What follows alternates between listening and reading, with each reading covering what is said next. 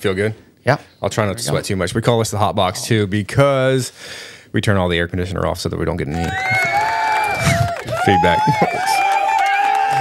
This should be... I forgot about the sound effects. Yeah, you got to actually... There you go. Yeah.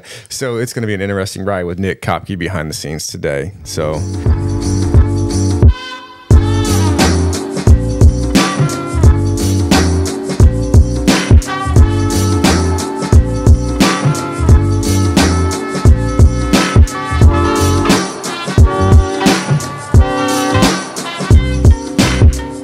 So, Alex, it's really good to have you on the podcast today, man. Thanks for joining us. Yeah, no, absolutely. Thanks for having me. Yeah, why are you here, dude? Why are you here? Alex. Here on the podcast? Yeah, why are you here on the podcast, man?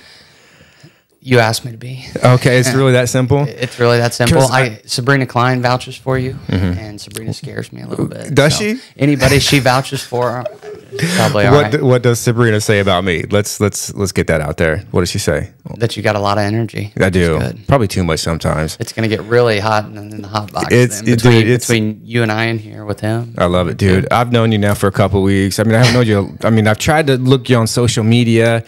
We're going to talk about this because you're pretty vague on social media about yourself. Anyways, you're always promoting something, which I think is fantastic. So like we share that promoting the town, the community. But before we go into all of that, like, who are you? Who's Alex? How do you say your last name? Downard. Alex Downard. Where are you from, dude? So I grew up in a town of Avon, just west of Indianapolis. I know them roads, them Rockville Road, Raceway Road. There you go. Washington Street. So when I grew up in Avon, looks a lot different than it does now. I think Avon High School is probably 2 or 3 times the size of when I was growing up. So did you go to Avon then? I did not. So I moved actually into Marion County, about 7 minutes west of downtown Indy, when I was in high school with my mom. Gotcha. And so she worked at Ritter High School, which is a Catholic high school on the west side, off 30th and Georgetown area. And so went to junior high through high school there, my sister and I both. Mom worked in the alumni office there. Awesome. So yeah. Cool, man. How old are you? 26. You're like a 38-year-old man in a 26-year-old body. I know. I get that. You hit the ground running a lot. I see. I catch a lot of flack for that sometimes. Do you really? Yeah. Why are you so driven, man? What motivates you, bro? I guess I'll just start at the beginning and tell my story. I guess how I got here. Yeah. But so grew up just west of Indy. When I was in high school. Very, very fortunate to have 2 loving parents. My sister's been my best friend my whole life. Who's your sister? Abby Downard's her name. name. What's up, Abby? Yeah, she much better athlete than I was.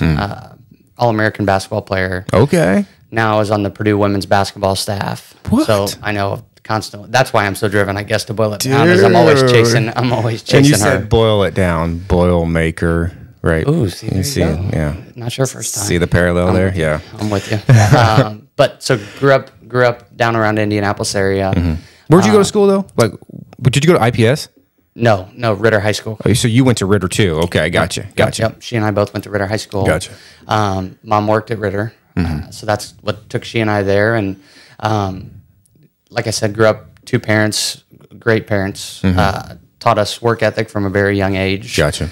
Very, very fortunate for that. Yeah, you lucky dude. Yep, grew up upper middle class family. Sister and I never really wanted for anything, so was thankful that my parents still taught us work ethic because I've seen sometimes where that doesn't necessarily correlate. That silver spoon stuff, bro. Absolutely, absolutely. More and more of it seems. But when I was in high school, my parents split, and looking back now, not all the challenges and tribulations that came from that. Yeah. But I'm very, very glad that it happened and was fortunate for myself. I think both my parents' sake as well.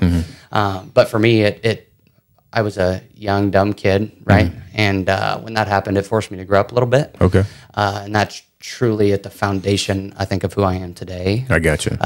So the divorce molded you and shaped you a little bit. Yeah, it just forced me to grow up, which I don't know. It would have happened eventually, and I probably would have had to learn the hard lessons. And I have learned. I've done stupid stuff, right? And I would love to know some of that stupid stuff, Alex. We'll get there maybe, but really, when it was my mom and I, and my sister lived with my dad, stayed living with my dad. So saw my sister at school, and that was pretty much it for a while. But like I said, very fortunate that it forced me into having to grow up. Yeah. Since then, if I would say learned how to be independent of anything and anyone, and that hurts me today a lot in life. But can we pause there for just a second? Like the independent spirit, like it has pros and cons. Lots of pros and cons. Right? Lots of pros and cons. Myself too. The joke is like I came out of my mother's womb with a hammer in my hand, like because I was always a worker, and like as I'm getting older, I can see how like that may not have been the best thing. I was so dependent. I didn't depend on anybody or independent. Just did not depend on anybody, and it's like it's a two-edged sword. Oh no, absolutely, and I think you'll see some of that as we get into it. I'm sure today, but for me, was never the most talented kid in anything I did. Was never the smartest person, and so for me, the work ethic that my parents taught me. When I was about to graduate from high school, my plan was to go to IU, Ball State, Purdue, go somewhere, go to school. Didn't really know what I was going to study when I was getting into my senior year of high school, like most high school kids. Not great grades, 3.0 student, just under probably in high school. That's pretty good to me, Nick. 3.0, what'd you get in school, bro? Hold on here. Put your mic on. I was 3.0 on a 12 scale, so samesies here. Yeah, and I know I got worse grades than that, and I was always trying to get the easy way through school, right? And didn't know how that was going to impact my life, be applicable in life, and really wasn't studying anything that I was super passionate about, which is another theme I think you'll see. But for me, when I lost my last football game my senior year of high school, played basketball and football in high school, but when I lost my last game of football, I was like, wow, I'm not done with football, right? And football has been so much more than a sport to me in my life, and that everybody says that about sports and about football specifically sometimes, right? But for me, it's changed my life, and a lot of that has been because I found Manchester University because I chose to play football. Okay. So you went to the university? Yeah, yeah. Okay. That's what brought me. So I always say that what brought me to Manchester, North Manchester, Wabash County, Manchester University was football. Okay. But really early on in my time here, I knew that if anything happened, and I didn't have football, that I was in the right place. Okay. But football's ultimately what brought me up. And so when I got here, nothing really changed, that I still wasn't the smartest person in any room I was in. I still was never You probably are today, Alex, the smartest person. You probably are, Alex. Nick's pretty smart. I don't know you well enough. Well, okay. Crickets. Where's the cricket sound effect at? Okay, there it is. What's good enough? Good enough. But for me, when I got here, my freshman year of college, a lot of my friends were juniors and seniors, so that even forced me to I think continue to grow up a little faster. Sure. But now I'm in a room full of 100 guys, all of which a lot of really good athletes, a lot of really smart football players, a lot of smart people at the university. Yeah, and so that only continued to drive home the importance of work ethic for me, just to level the playing field. And the two things that I believe set me up today and will continue to set me up moving forward, because it's worked for me so far and where I feel comfortable at least, is the opportunity to lead through relationships and work ethic to level the playing field. Let's go. Level the playing field for what I don't know, for the talent that I may not have. Dude, that's so like you're preaching, dude. Like that's so good. Working like relationships are vital in every arena. Every arena, relationships are like most important. Absolutely. But I'm very similar to you, right? I'm just not the smartest person, not the most athletic, I'm not the most skilled, but I promise you, I'll probably outwork you. You'll work your tail off, right? Right? Exactly. And I ain't afraid of it. And whatever you're doing. Doesn't matter what it is, right? It doesn't matter. Your professional life, your personal life, as a father, as a husband, all those things. I'm going to work my tail off. You're going to, absolutely right. That's so good, dude. Absolutely right. And that's one thing my generation and generations after me get a lot of times a rightful get thrown into a bucket, right? Of this generation, whatever it's called now. What is your generation? Gen Z? X, Z, ABC? Alpha, I think, is after me. Yeah. Really? Seriously, I think so. What generation am I? We're millennials. Are we? Yeah. 84? So millennials, too, get thrown into that bucket a lot. Gotcha. So our generation gets thrown into that bucket. And a lot of times people are that our age are mad about that, right? They're like, oh, all these old people, they think of us a certain way. For me, and for you, I'm sure, too, it's been a situation where we know that we've got the opportunity that we will work hard on whatever it is that we're doing, just because we have to. We don't have a choice. We can't just 100%. Lean back on being successful. If I don't study for a test to work my ass off, butt off, I'm not gonna get a good grade. I'm not gonna be successful, right? If I don't prepare really hard for the game on Saturday, we're not going to do very well. No, and I get it. I can't depend on a rock star arm. I can't depend on being the smartest guy, right? So for us, it's not a choice. So when people, older generations, say that about us, I love it, right? Because it's just more opportunity for those of us, again, whatever, professionally or otherwise. Wow. It's just more opportunity for us. So for me, when I got here, met a lot of really, really good people. And I was like, you know what, this small community thing, I kind of like it. Right? Yeah. Everybody's super nice, super welcoming, super friendly. And what I've learned when people ask me all the time, friends from Indianapolis, doesn't matter. Why do you live in Wabash County? With the work that I do now, why do you choose to be here, right? And there's a lot of reasons, long list. But the number one thing I always say is the people here are different. There's a feeling about it. I always call it, I stole from Nick Saban, I think, but the it factor, right? I know in the first 5 minutes I meet somebody if they have it or not. I know in the first 5 minutes I'm in a room or in a place if they've got it or not. Some people, when they walk in the room, you know they're there, right? They've got 100%. The it factor. And so for me, Manchester, Wabash County, Manchester University was that place, and I felt it. I think when I was on my visit. But when I get here and get immersed in the community and start meeting different people, that's why I always say football brought me, but I knew I was in the right place. Wow. And so for me, what I've learned, every small community, everybody says that, right? I've been around the state of Indiana, and everybody says, oh, our people are different. Oh, our people are different. That's cliche. And I believe that. I believe every community has that type of effect. But what I've learned and what I think I've come to love most that I didn't have growing up is that people in a small community, in a rural community, know how to do more with less. There's this entrepreneurial spirit. There's this grit. There's this resourcefulness, less opportunities, less people, less resources. And so they make the most of what they've got, right? The people that are successful, at least in leadership roles and trying to move the community forward or their business forward or whatever, there's just this grit and spirit that isn't in a big city. And there's no... And the intertwinedness of community is a part of that. Right? It doesn't exist in a big city. I'm telling you, and that's what the biggest thing for me, and the number one reason why I'm here is because I think I've fallen in love with that spirit, and it's contagious. Right? It makes you want to be a part. Oh yeah, man, dude, and that's so beautiful. And it's the same way because I was in Indianapolis for 10 years, pastoring a church in Indianapolis. There's people everywhere. It feels easier to reach people in a big city than it is more of a rural community because there's just kind of less opportunity. There's less people. And a majority of the small town, people already go to church. So it's like this. But man, the grit that people have in the community, the spirit of give up's not in them. It's just hammering the streets, which I love it. There's great challenges though too, in a small community. It's not all pleasant. We moved here 5 years ago, and we can talk about that a little bit. But before we get into that, let's get into our drinks. Dude, so I bought a case of, I know if you don't want to drink it, you don't have to, Alex. I know you're not a big fan of the drink, but you should at least do one sip.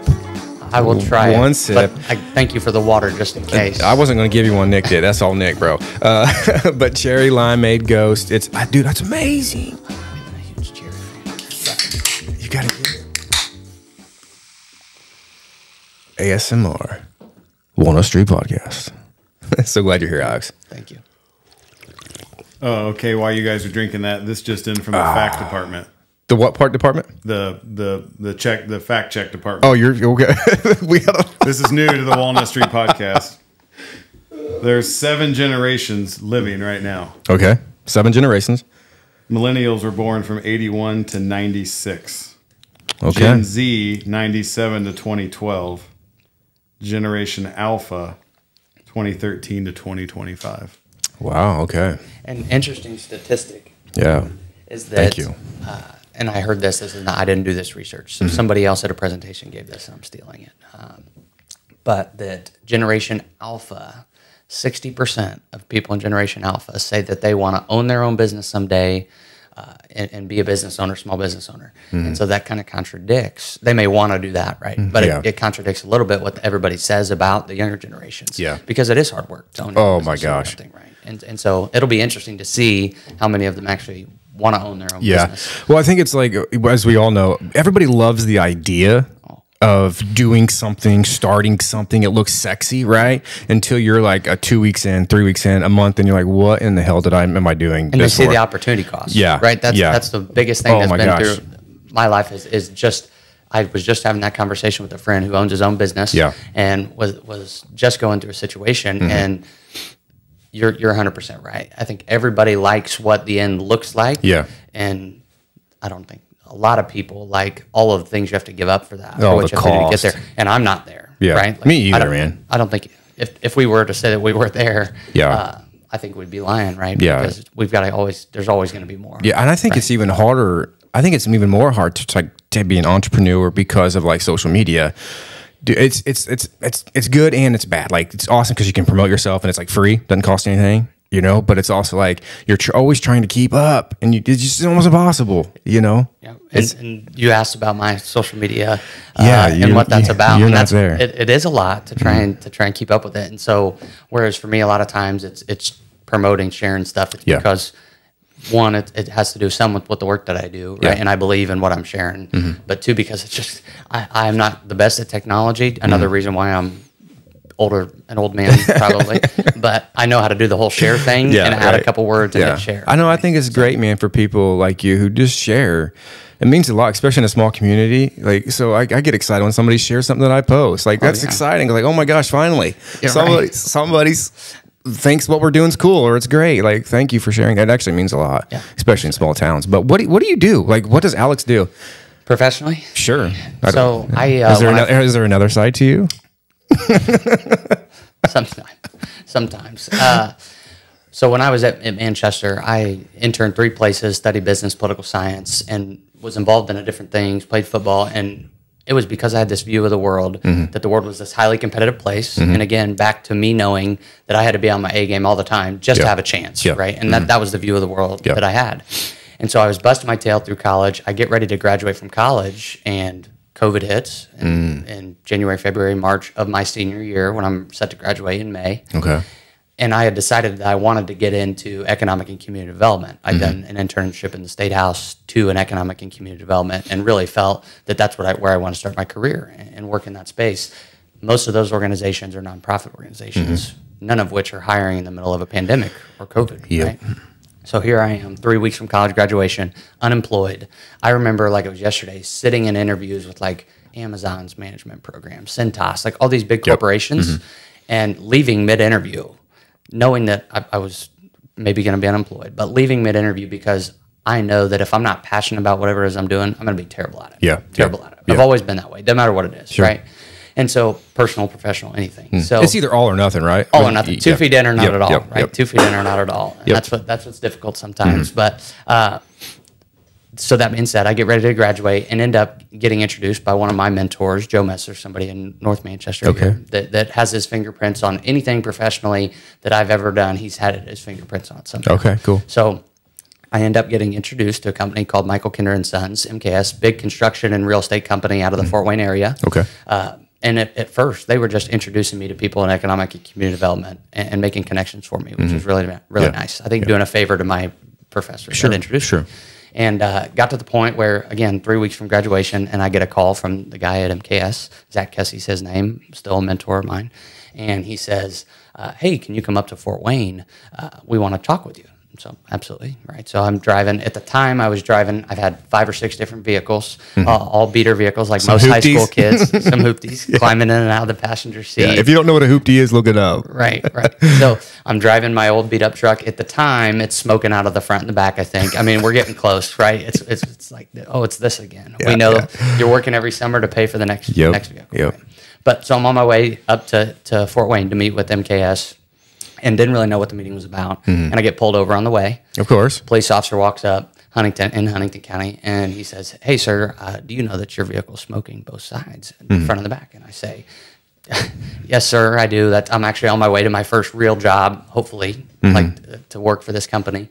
And he said, oh, where are you going? And I said, oh, I'm going to MKS for this interview. And he's like, oh, my gosh, I worked there for over a decade. I was a carpenter there, blah, blah. So I was like, okay, so this is like, for me, those moments go a long way. So I get there, 2-hour meeting, end up walking out of there knowing I'm going to work for them. So I got to work for MKS in business development. Cool. Working on their team across Northeast Indiana. And getting to meet all types of people from private sector, public sector, industrial, pastors, nonprofit leaders across the gamut, right? They do work in all of those sectors. So really, really enjoyed that. Did that for almost 2 full years and was starting to feel like I was at the point my entrepreneurial spirit was kicking in. That I felt like I was in a silo, right? And wanted to expand upon that. and again, Lord works in funny ways, and had the opportunity to partner with somebody to do some work down in Indianapolis, and represent 3 workforce and economic development clients. So at that point, started my own company into 21, early 22, and went on contract with MKS, so continued to do consulting work, business development work for them. And then down in Indianapolis on behalf of these 3 clients. So I was doing that, and everything was going really, really well.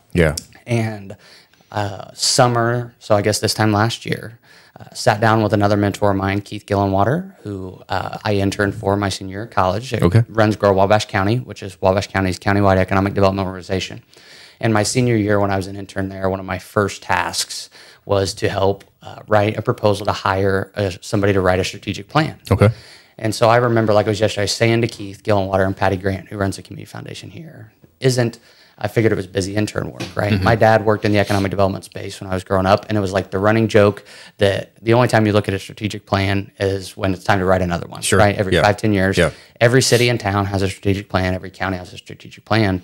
This was different, and what Wabash County said back then, and because of Keith's leadership and other leaders around the county, was that we have to come together. We've got 4 consecutive decades of population decline here in our community, and if we're going to reverse that trend, we have to do something differently, and Wabash can't do it alone, North Manchester can't do it alone, we have to do it together, right? LaGrow, Rowan, LaFountain. And so they said, we're going to write one strategic plan countywide. And so when I said to Keith, isn't this just busy intern work that I'm putting this together? He said, our community and the future of Wabash County can't afford for it to be busy work or for this to sit on a shelf, right? Like we have to go through this planning process. We have to pull all members of the community in, private sector, public sector alike, get everybody's intake, and then have an action-oriented plan to do something with and not let it sit on a shelf.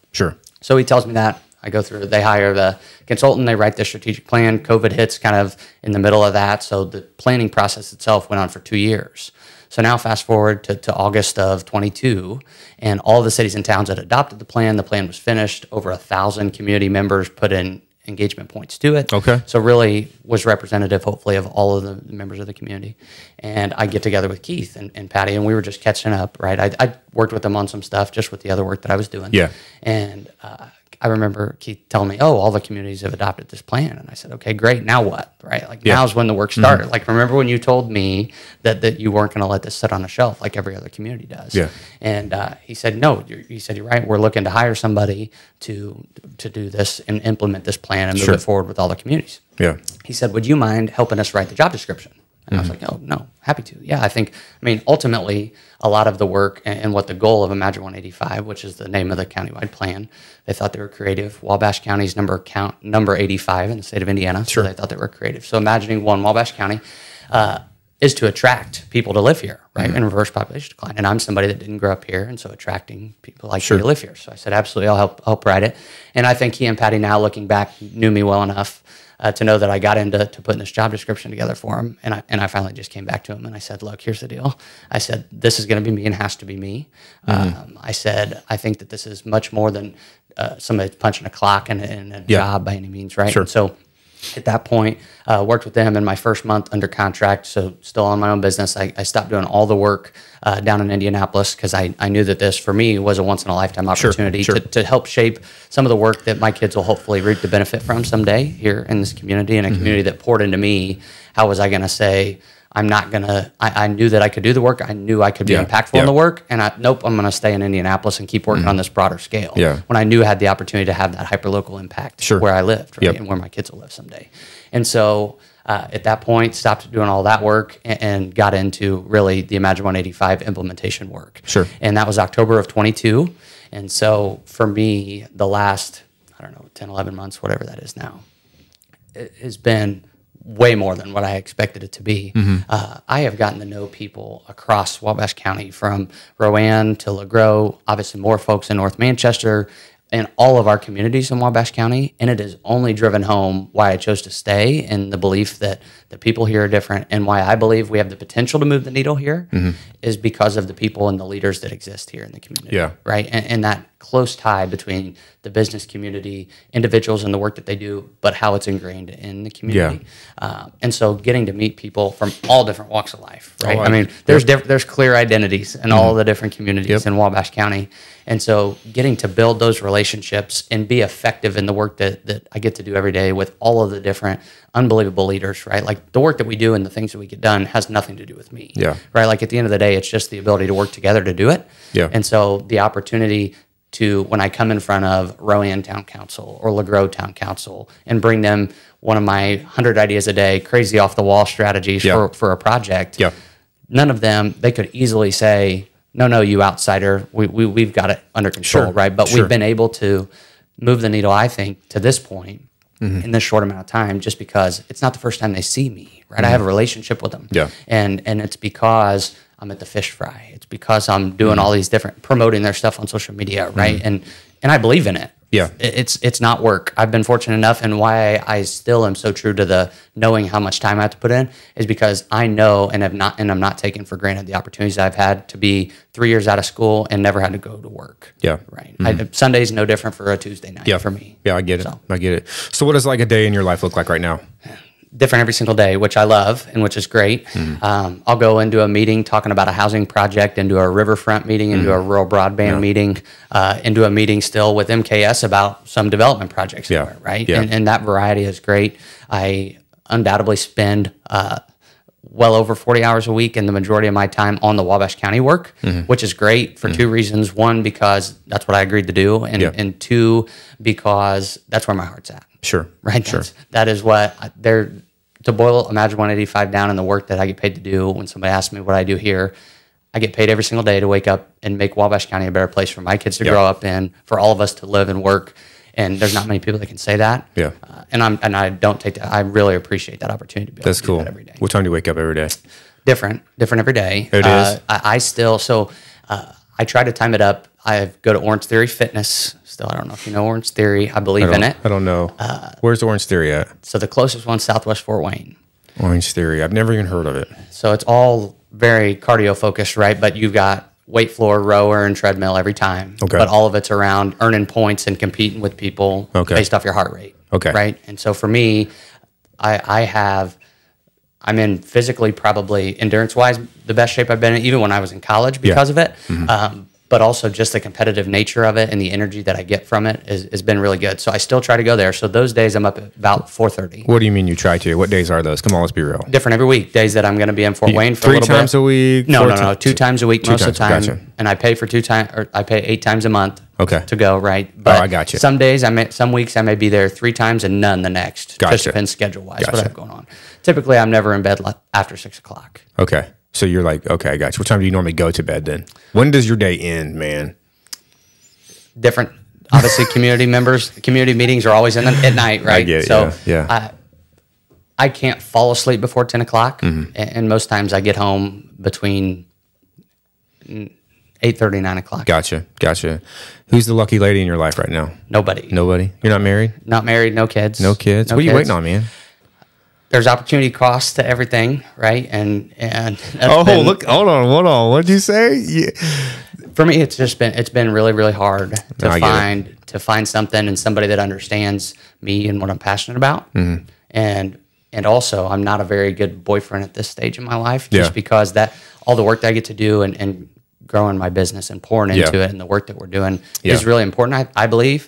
And so that makes it, when that is my number one priority, no matter whether I'm clear about that at the jump or not, it makes it really difficult for somebody to make the sacrifice of saying, I'll be in the back seat for that, right? Yeah, no, I get that. And I want kids and I want a family and I want all those things. But right now, for me, that's been my number one priority. Yeah. And so it's just hard. Like we talked about, people think that they're on board with that and they're all in on that, right? But it's just different. Where's Alex at? He's not home again, and that's okay. When's date night? And I take full fault and responsibility. And I'm glad that you can acknowledge that, because I got married when I was 19, still married to the same beautiful, wonderful woman. That makes me queasy just thinking about that. But I was a terrible husband for the first 5-6 years, because I just worked my tail off, gone all the time, 7 days a week, just work.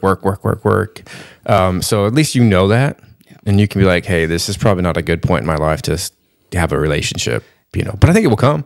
Oh no, for me, it's just been a situation where I know that my priorities will shift naturally. If I have to force myself to for that to shift, I don't know if it's necessarily the right thing. Yeah. Right. What are you reading right now? Leadership books? So I'm an audiobook guy. I'm on the road a lot, right? All over the place. And so I listen to a lot of books. I think for the second time, I'm listening to Green Lights by Matthew McConaughey right now. Can you do an accent? Matthew McConaughey. I wish I could. I probably would have a girlfriend if I could do a Matthew McConaughey accent. You kind of almost have one a little bit, but does it have the accent on the cassette? Like, is it him it's in reading? his voice. Is it really? That's why anybody that I recommend that book to, I'm like, don't read it. Like, even if you don't like audiobooks, you get because it's him, you've got to listen to it. It's different because I have the hard copy book too. Yeah, and it's not the same. Yeah, it's not the same. Yeah, that's crazy. But great, really, really good book, and it's kind of about his life and his stories. Yeah. But yeah, so enjoy that book. Also, one of my favorite books, and I use the term all the time when I'm talking about different projects and stuff, is Jim Collins' Good to Great, right people, right place, right time on the bus, moving in the same direction, right? And that's, I believe that's at the foundation of all this stuff. Why our communities are successful here is because that we have the right people, right?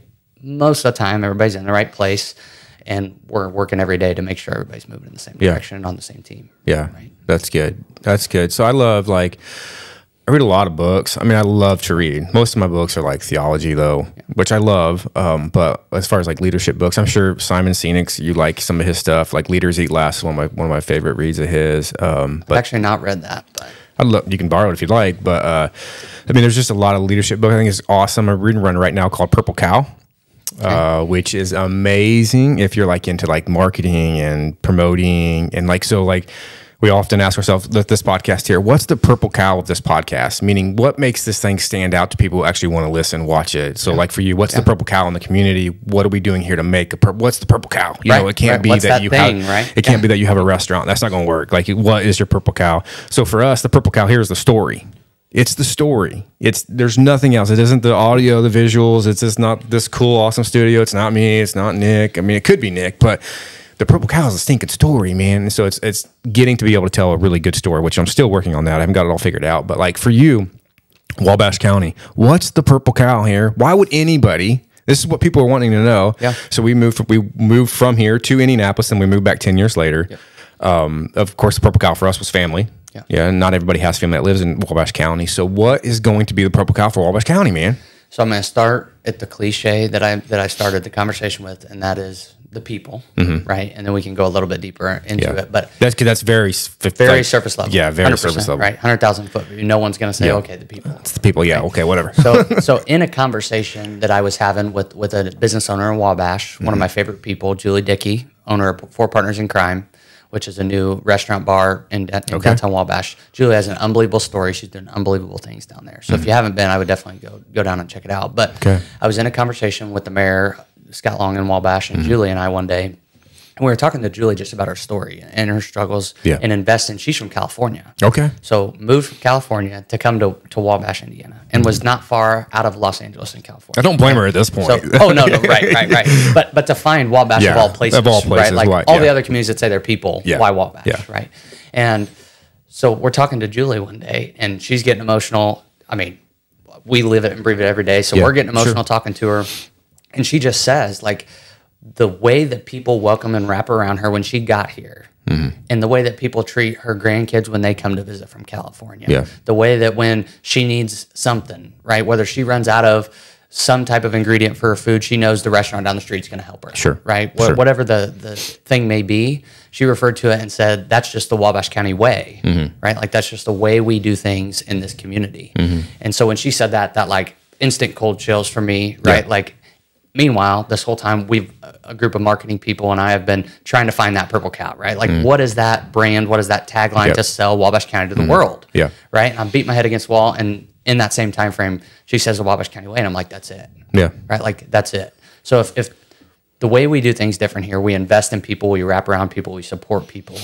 And the more you look at it, like the things that make us different, set us apart. Like, people don't understand the work that the Community Foundation in Wabash County does, right? And how they invest in kids in elementary school to help start earning money towards their future. That program and the early award scholarship that they have, the early childhood education program, which we're part of, by the way, our kids. There you go. Good. The work that they do, they speak around the country about, right? And again, what you can boil that down to is that we support people, right? Like, we wrap around people from the time that they're youth all the way through, right? And so I just think that the way that we wrap around our own and support people, like that's just the Wabash County way. That's the way we do things differently here. And so today, what I would say is we have a lot of amenities that other communities and other counties of our size don't have. The Honeywell Center, the rivers running through all of our cities and towns, which is unique, right? Yeah. Those things and those amenities that everybody likes and enjoys, the trails, paired with the way that we treat people and invest in people here. That's just the Wabash County way, right? And so continuing to wake up and work every day with people a lot smarter than me to find out how we tell that story. Yeah. And what we've come to is exactly what you guys are doing with this podcast and others are doing around the community. But let's use those stories and those people to sell Wabash County to the rest of the world, right? Like let's film short videos. Let's get these podcasts and these stories out so that somebody that happens to be on social media, somebody shares something and they're in Indianapolis and they see a video and it's a new business owner talking about how when they faced a struggle, how Wabash County wrapped around them and what this community means to them. That's going to have a way bigger impact than me filming some fancy commercial, right? Like let's use the people and their stories to sell Wabash County, right? Because there's somebody that can relate to every story. 100%, right? like more grassroots, right? Absolutely. Right? So, like, why you said people don't know really what Wabash County does, or what was that group you said, like the Community Foundation of Wabash County? Why don't people know? It's just difficult bringing awareness, and it's really hard, right? Because people are consuming their news in so many different ways. They're consuming their information in so many different ways. You talked about sharing stuff on social media. I think Facebook is still king when it comes to reaching the most people in different generations. But it's hard. I mean, we can put stuff in the newspaper. We can do the radio ads. We can do the social media, the videos. But we don't celebrate what we do here and our successes enough. One thing I always have to remind myself is a lot of us wake up every day to keep pushing forward, to keep moving Wabash County ahead, right? Because we know we've had this population decline issue. But what is hard sometimes is to take a step back and celebrate the successes and see the things that we do have and we are doing really, really well compared to other places, and then push the heck out of those and highlight those, right? Not just the new stuff that comes up, but the work like the Community Foundation has been doing forever. I think we're 58th or 9th in the state of Indiana ranking population-wise, and we have the 14th biggest endowment at the Community Foundation. Yeah, I mean, when it comes to winning the win, whether it be very, very small or very, very big, you promote the fire out of that thing. I know. I think that's so important, like we do at the church, right? People get tired of it because, promoting can be viewed as like you're trying to pat yourself on the back. And of course, in the kingdom of God, where it's not supposed to be prideful or ego-driven, it's a very hard balance for me because I feel like every win's a win. It doesn't matter how small it is. Promote the fire out of that thing. Right. If you believe in this thing, promote it. Right. So, I mean, it kind of leads to the question, if people are as good as we say they are, why are we in decline? So what makes geographically, and this is no excuse, right? I always preface it. I always preface with a no excuse. Yeah. So communities like Huntington, right, nearby us. Yep. Fort Wayne has grown so much that Huntington has grown the last 2 decades in population, right? Because they catch some of that outward growth. Yep. We don't have that luxury here, right? We're not going to catch that outward growth from Fort Wayne. Too far away. But using that as the opportunity to say, we can't keep doing what Huntington's doing, what Whitley County's doing, what all these communities are doing, because we're not going to be able to put that effort forth and catch some of that growth and take that win. Yeah. Like for us, because we have to create our own population center geographically where we're located. Yeah. The mayor always says, I wish I could switch spots with Miami County and have 31 running through, right? And all these things. But if we're gonna grow our population here, create our own population center, we have to be willing to do things different and be willing to do things and take risks that other communities aren't and be 2 feet in on certain things that make us uncomfortable. Right? That make us uncomfortable. And so it's just pushing that way of thinking in a community that is very traditionally conservative, right? Which is valued a lot of the values that I share, right? And so it's not diluting any of those, but it's being open-minded to progress and the kind of progress. We don't want to be Fishers or Carmel, right? Or we'd all live in Fishers or Carmel. We don't want to be that, but we can be, again, a cliche phrase, the best version of Wabash County, which in my mind is focusing on making Wabash County the best place to live and raise a family. Right? Like the business will come, the jobs will come, all that stuff will come if we double down and we focus on all of those things that people look for in a community to call home.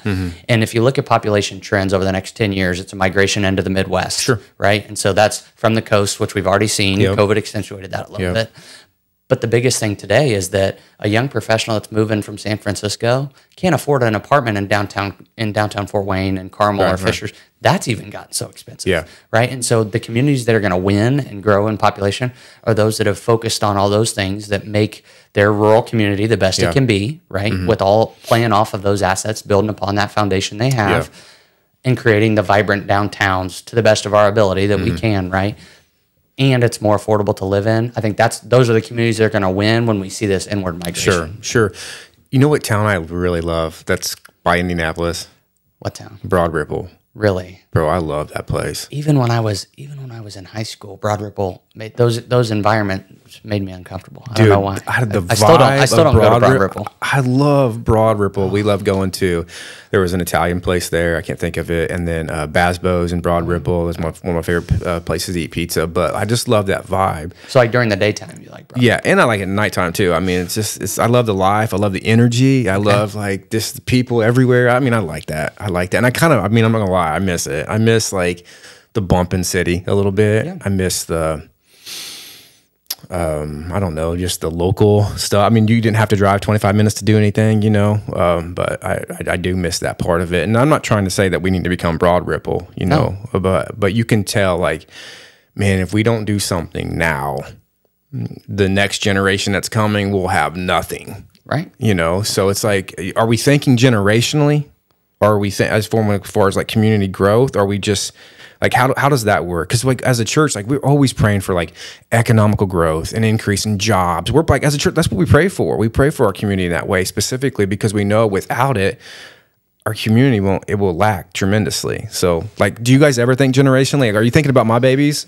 Absolutely. You're thinking about my grandbaby? You know what I mean? How that works? So no, I'm just curious. Absolutely. And because the population situation that we're in, right? For us, we need all types of people. And I always use the baseball analogy. And I wasn't a great baseball player, but the teams that win World Series in baseball, they do a great job every year in the offseason of going out and picking up a star pitcher, a home run hitter, free agents, right? They do a great job. That to me is population attraction. That's bringing in new people to live here. Whether older retirees moving in, whether it be young professionals moving in, that's the free agent market in baseball, right? But the teams that win World Series really, really have a strong minor league system, right? Sure. Strong farm system. And that's population retention, right? Like how do we pour into your kids educationally, experientially to where they see Wabash County in a different light. And while they may go away to college or may go away for a few years, but they come back. They come back, right? And Wabash County feels like home. And it's because they know it's a safe place to raise a family, right? And so how do we continue to grow on the natural amenities and all the fun things people like to have in their hometown while maintaining that safety, right? That we all appreciate and take 100%. For granted, leaving our front doors unlocked and all that type of stuff that you which can't do. Which I still don't do. I mean, I don't do that. I don't either. Since we're on the podcast. And so to answer your question, absolutely. It's not either or, right? It's the stereotypical both and of like we've got to find ways to better pour into youth so that they see Wabash County in a different light. Because I go talk to the different high school students and they're like, gosh, I can't wait to get out of here. I go to the university and talk to students and they're like, oh my gosh, there's nothing to do, right? Which some of those students actually like. So we had a football team here. Yep. What's going on? I'm sorry. 1 second here. We are live on the broadcast on the YouTubes. Hold on, I can't get it to shut off. I don't know why it's still. I can't. It won't. There we go. Hey, can you turn that off though? Just shut it. Yeah. I don't even know what I was saying now. But football team. Oh yeah. So the football team came in here. Sorry, dude. Like, no, you're good. My son. I thought it was a guest. I thought it was a guest. We have a live caller, Alex. Go ahead with your question. No, my son is actually doing some interview for a job, and here in town, he probably wants to talk about it. But sorry, Bubba, I'm on the podcast right now. But so the football team came in, and I said, man. Why are you know, what was your overall thought of the community and stuff like that? He said, I love it. Like it's small, it's quiet. Like, you know, they're from the city, you know, so they're like, it's quiet. They love it. So it's not everybody has that vibe of like always wanting more. My kids do. Yeah. But I think there comes a time like more is like, you know, less is more, you know. And we do a poor job again at awareness and celebrating what we do have. Right. Yeah. And so we do have some good stuff, bro. You'd be surprised. And I'm not just saying that to be a Wabash County advocate, but you'd be surprised the amount of college students I've talked to, they're like, man, it would be nice to have an aquatic center, a pool, like outside the university where we could go to, and they don't know that there's one a few blocks down the road, right? Like, how does that even work? One of the funniest stories I have is that I was down in LeGros at the Speakeasy. LeGros seen a lot of momentum. And so I'm down there at the Speakeasy one night, and I posted on my Snapchat story, there was a guy playing that kind of looked like Luke Combs, the country singer. Okay, right? yeah. So I posted a picture of this guy, and I'm like, Luke Combs in LeGros, right? Jokingly. Well, there's a college student, there's somebody from Manchester University that had me on Snapchat that saw it and was like, dude, no way.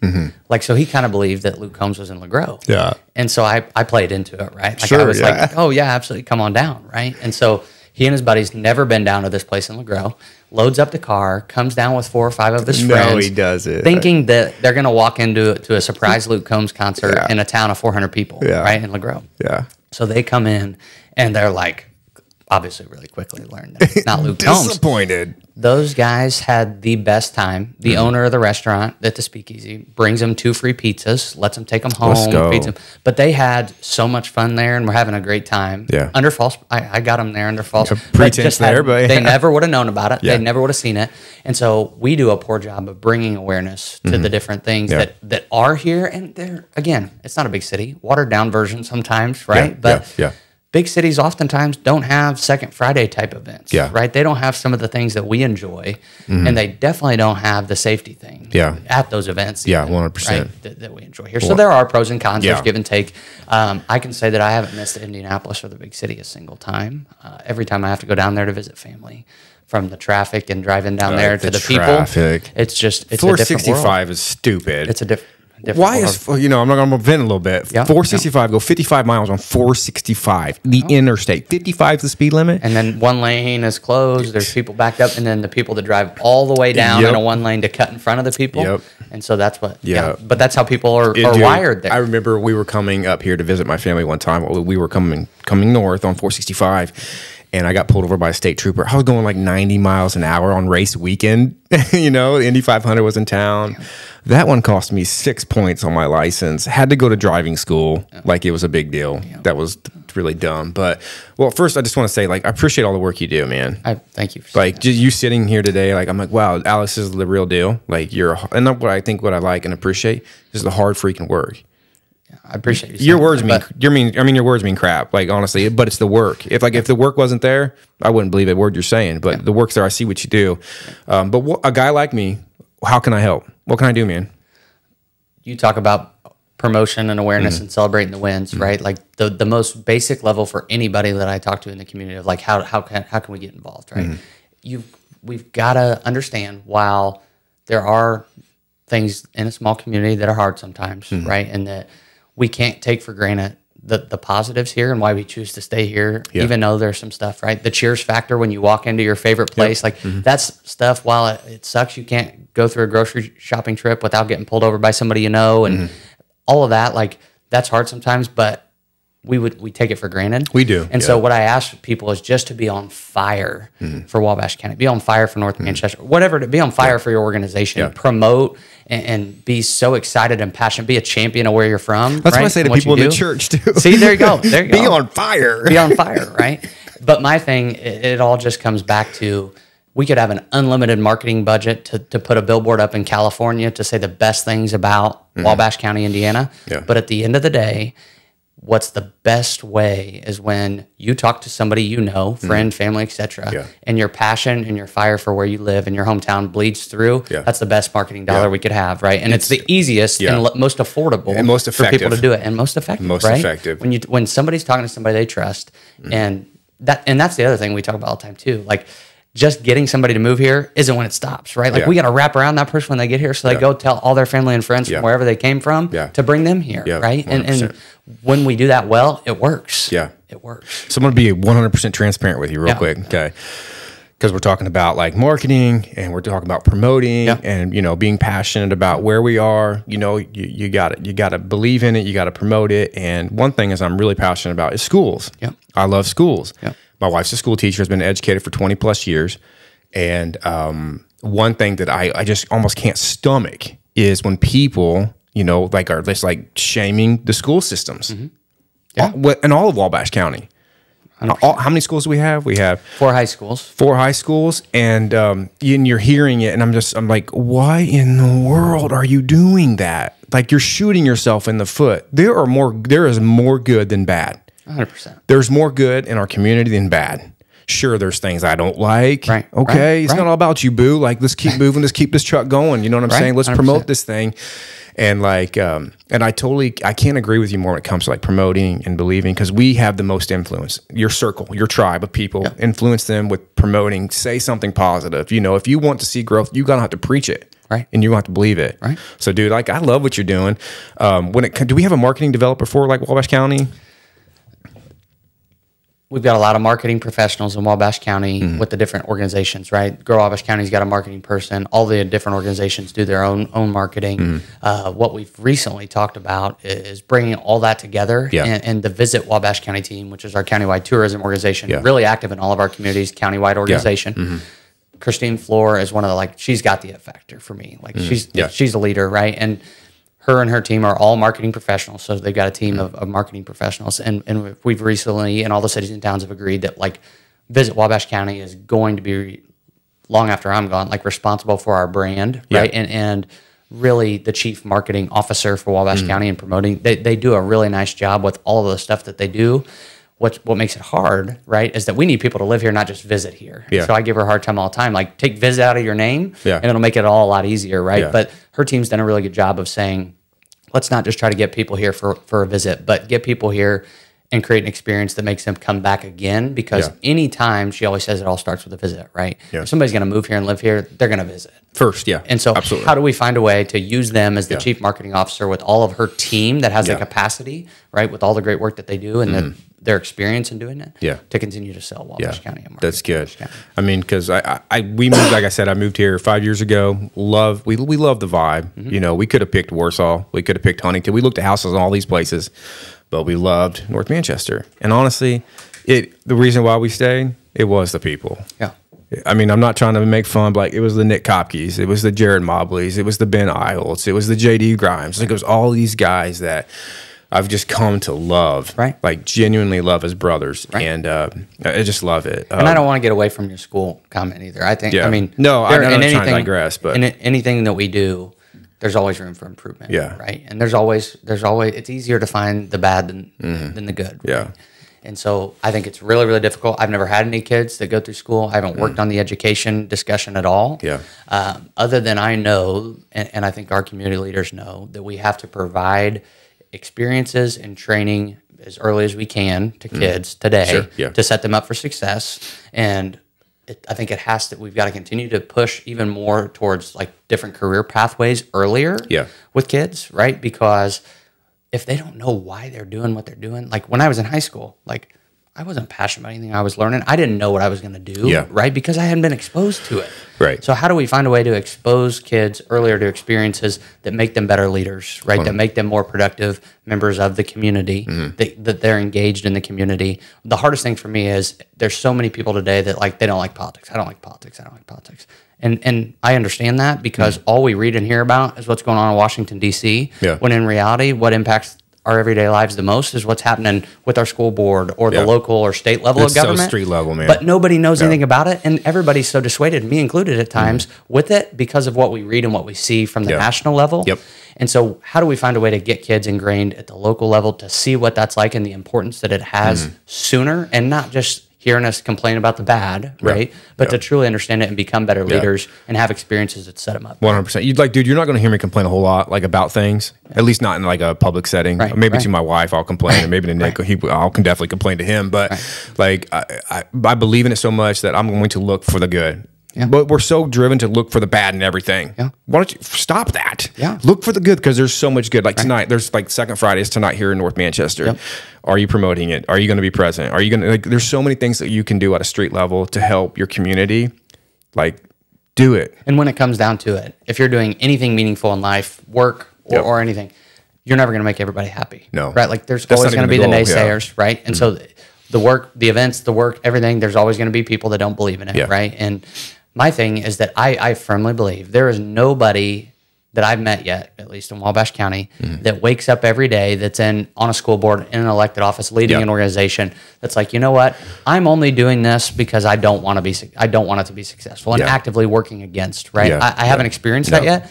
Whoever it is, like to your point about seeing the good, there's something in them that makes them think or believe, whether I agree with it or not, that they're doing the right thing. And so if we actually focused on understanding that piece of it and where they're coming from, and even if we still disagree, right? Like, which oftentimes is probably going to happen. Oh, it will. At least we can better understand their position. And if us disagreeing with them and what they're doing and working on has that big of an impact, and we then find a way to oppose them respectfully, right? 100%. But whether it's running against them, whatever it is, getting involved, as opposed to just complaining about it with no other solution. Yeah, absolutely. Don't come to my table without a solution. Right. You're right. We already know there's problems. Right. Just don't come to the table with problems. We need more solutions. Absolutely. It says, dude, I don't want to keep you any more than I've already kept you, but bro, like, leave us with something. Leave us whatever's on your brain. Well, first of all, like, what's your faith look like right now? Oh yeah. I'm asking. Sabrina put you up to that one, didn't she? I have not talked to her today. No, I have, like a lot of people, I think, have rode the roller coaster. The strongest I've been in my faith in my 26 years of life was when I was actually in college. Okay. Which I think a lot of times is different, right? For people, a lot of times they lose it in college. Lose a lot of things in college. Right. Faith may be just one of those things we lose. And I grew up Catholic. Okay. So obviously everybody knows about the Catholic faith, right? A lot of rules, a lot of things. Bit. I've gone to different churches, always Christian churches, but gone to different things. And for me, anytime I've fallen away, I always come back to the Catholic faith. Okay. And I think a lot of that may be because it is so solid, right? Yeah. And so solid. And like for me, I have probably a little bit of OCD, and that's how I live my life a little bit, is very structured. I go where my calendar tells me to go, when it tells me to go there. Like, we're polar opposite in that aspect. Sorry. I don't have a calendar necessarily. We have one for Walnut Street, but do we? Yeah. You do. Yeah, anyways. So for me, right now, strained and different things that happen in life, like I've never necessarily blamed God for it, but when I need him or when stuff's tough and I haven't been consistent in praying or doing anything like that or going to church, I always feel bad of like only coming when I need stuff. And so I'm just like, I'm not going to bother with it at all. Yeah. Right. When I know that that's not the right way to go about it. Okay. So for me, it's been a constant battle of being strained. I do know, and I will say, for me, anytime I'm on a high, right, like that I've accomplished something or that things are going really well, I've never felt like the even full completeness of it, and I know that's because I have a missing piece still. Okay. With my faith, and that's just being very transparent about it, I guess. But what's the piece? What do you know what the piece is? God being at the forefront of everything that I do and being more involved. So I was at a breakfast, Good Friday breakfast I've gone to for the last 3 years in Kosciuszko County. The YMCA does a breakfast every year. And the speaker this last year, at the great speech, right? He did a good job, but we're at the end and he's praying and he's like, if there's anybody everybody here is a follower of Christ, right? But if there's anybody out here that needs to hear this today, that has been strained or that is moved away from you a little bit, if there's anybody here today, just pray for them that they'll find their way back to you, right? Yeah. And the whole time I'm sitting there and he was talking to me, like I knew that was a moment, like a cold chill moment. I talk about that all the time, like that stuff. I do get emotional about that, sure. and that was one of those moments for me. And so at that point, like there's just this guy that faith is in everything that he does. Sometimes it's overbearing, and I'm like, man, we got to tone it down, but always praying, always talking about how Jesus is not at the center. He's not bragging about his own faith, but trying to be a good steward of that, right, to others. And all I could think about when this guy's up there praying was this guy, right? And like that he was the model of faith. And so after that, like I called him and I was like, I've never said this to anybody before, and I don't know how to say it, but I was like, this is what just happened to me. This guy's up there praying, and I knew he was talking to me, and God was working through him to me. Yeah. And all I could think about was when I was thinking about somebody of faith was you and how you display that in everything that you do. I said, so I don't know what I'm supposed to do. I don't know where we go from here. I'm just telling you that's been the case. Yeah.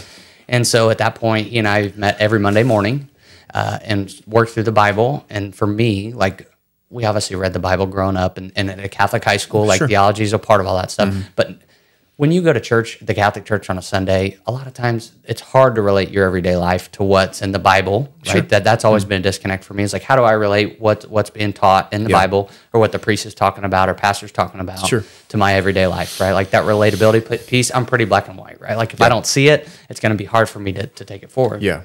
And so we've been working through the Bible, and he's been trying to help me see how it relates to my everyday life. And still haven't got back to a good routine of going to church and need to. And I know that's a missing piece of it. But we're working through it. And I've got a long way to go still. Me too. But I know, and I think the reason why I felt pushed to it was because I know that there's this gap and this empty piece still. That even when everything's going well, work, personal life, all that stuff, that there's still always this empty piece if he's not a part of everything. Yeah, 100%. Right? As somebody who works really hard, that's... Sometimes my identity can be tied to what I get done, my projects, the things I complete. Like my identity can be tied to the subscriptions that people subscribe to the YouTube channel. It's the likes. It's it's the speech that I gave or the message I preached. Like my identity can be tied to that sometimes. But then you're living like a roller coaster life because that's the way. That is to a T. I mean, for me, like there's no separation between if I take a loss professionally, like it's on me as a person, on me as a leader, right? And it is the highs of the highs, the lows of the lows, and riding the roller coaster. Yeah. And so it's been this people are always to me, they're like, you got to get a hobby, you got to get a hobby. Like, what hobby am I supposed to have, right? But they just mean something that's constant, that'll always be steady. And I know and need to put the amount of time, energy, and effort that I do into everything else that I do into God for it to actually be effective and for Him to be that outlet. And I know that I need to do that. And it's just keeping that at the forefront. Yeah. I mean, I'm not much older than you. I just had my 39th birthday. Woohoo. And this is going to be the best year I've ever lived. I really truly believe that. No cliche there. Like there's a lot of things when it comes to disciplines and consistencies that I'm really working on. But if I could just share one thing as somebody who's just so work driven and like, slow down, be present where your feet are, and truly trust the Lord with all of your heart and lean not to your own understanding, and acknowledge Him in all the ways that you possibly can. So if I could just say anything, it's surrender, surrender and let Him lead you. Because like, dude, like you have an anointing on your life. I don't know if anybody's ever told you that before, but there's an anointing on your life to do something crazy for Him. And I want to see that happen and then Him get all the glory for it. You know what I'm saying? So like you have a great calling on your life. And I'm not trying to be weird or anything. I'm just saying like, I appreciate you saying that. Anybody who's like, you're driven, you're motivated, you're very kind hearted. I think you're probably soft hearted. You know what I mean? You got a great work ethic. And if I could just, hey, be present where your feet are, keep working hard, but make sure, try to prioritize Jesus as the number one thing. That's the only thing for me, I was the same way, dude. Just so driven, like by my successes, and then I was like depressed when I failed. Yeah, 100%. That's just me. 100%. Like I think we share very similar personalities in that. Well, just because that was my identity, and if our identities and all of that stuff, we are going to live a roller coaster life. But when our identity becomes in Christ, that's stability. Steady. No doubt. That Absolutely. Doesn't change. You know what I mean? Absolutely. So, you asked about books. One book, Atomic Habits, and it talks about making like small changes that over time, whether it's making your bed, whatever that small change is, right? And it's just once you have the discipline to make it a habit and a part of it, whether it's just praying once a day, like those are the type of things that I just have to get back to, right? Because it's worked for me before, and I know it's worked before. And I am a creature of habit, but I need to be that with my faith too. Yeah, I mean, he's like, Jesus is like the relationship. It's not, we don't check boxes. We don't, like, Sunday church is not a box we check. It's the relationship part, And if we're missing the relationship part, man, everything's gonna be cray cray. So, dude, I'm so like, I feel like I know you now, and which is awesome. I appreciate everything you shared, your heart, dude. Like what you do for our community, it matters. I know it's like no one probably knows everything you do. But like, thank you. To keep doing it, keep leading, keep motivating, keep encouraging, keep promoting, keep doing you, and allow the Lord to lead you. Before we leave today, can I pray for you, man? Yeah, cool. absolutely. Father, I just want to say thank you for Alex. I thank you for his giftings. I thank you for his anointing that's on his life to lead our community. And he's doing such a great job. And we're just thankful for that. I pray, Father, that you would continue to lead him in the places that are really low, lead him in the places that are high, just lead his life. We need leaders like him at the forefront. And I thank you, Father, for the vision you're giving him, the leadership ability that you've given him. And I just pray, Father, that all of this would be done in your name. All of the things that he does, that we do, would glorify who you are. This is all about you, Jesus, and we're so thankful for it today. In your beautiful name we pray, amen. Alex, give me some knuckles on that, bro. To everybody watching this episode, thanks for tuning in. The crowd's going. There we go. Nick had to figure out how to work it. to turn that down. But thanks for tuning into this episode. Be sure to hit that subscribe button, the like button, and thanks for watching Walnut Street Podcast. Cut. Great. Dude, that was so good, bro. Sweat.